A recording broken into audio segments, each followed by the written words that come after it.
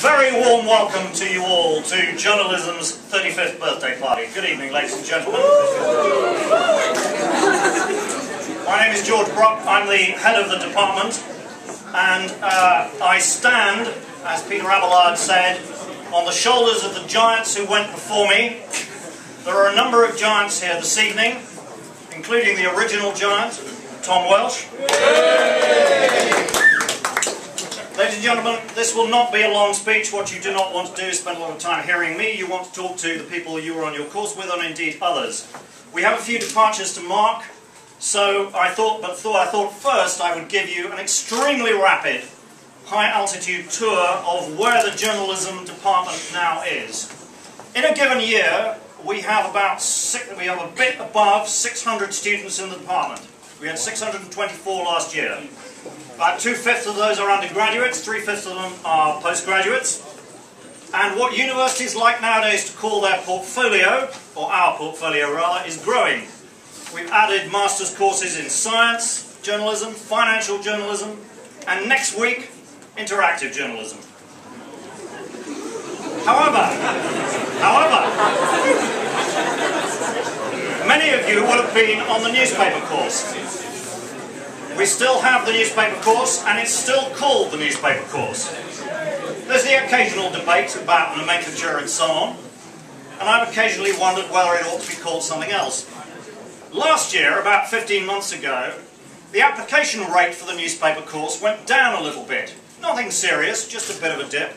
And in fact, the course filled its places fine, but the ratio of applications to places wasn't quite the same as it had been in previous years. And I thought I was seeing the beginning of a trend.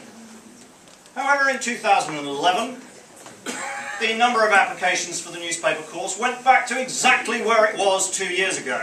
It wasn't a trend at all. It was just a blip. But the flagship course now, I think one would have to say, is the Masters in International Journalism. Last year that course had 124 students from 38 countries. It'll be a bit fewer this year. If any of you encounter ministers or indeed senior officials in the Home Office, would you please tell them what damage their visa regime is doing, most particularly, never mind higher education in general, to the Masters in International Journalism. Students from our courses win awards too numerous to list. If you want to know them, follow us on Twitter. And for those of you with a passion for the latest fashion accessory in journalism, the Timeline, there are some more detailed things there. We have one huge weapon, one marketing device that no one else has. One thing that sells us that no one else can claim. And that is, of course, you, our alumni. That's how we sell what we do, and we sell it by saying what it is you do. Now, change is always with us. This December we will say goodbye to two pillars of the department, Heather Purdy and Anna McCain.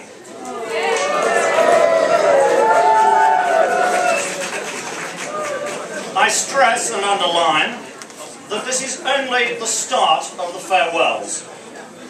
I have been taught by both Heather and Anna in the 2 years that I have been in the job, but not, of course, as a student. So I'm going to make use of, as the conjurers say, two lovely assistants to tell you about exactly how wonderful it was to be taught by both of them.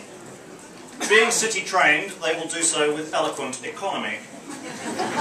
First up is Dominic Cavaquer.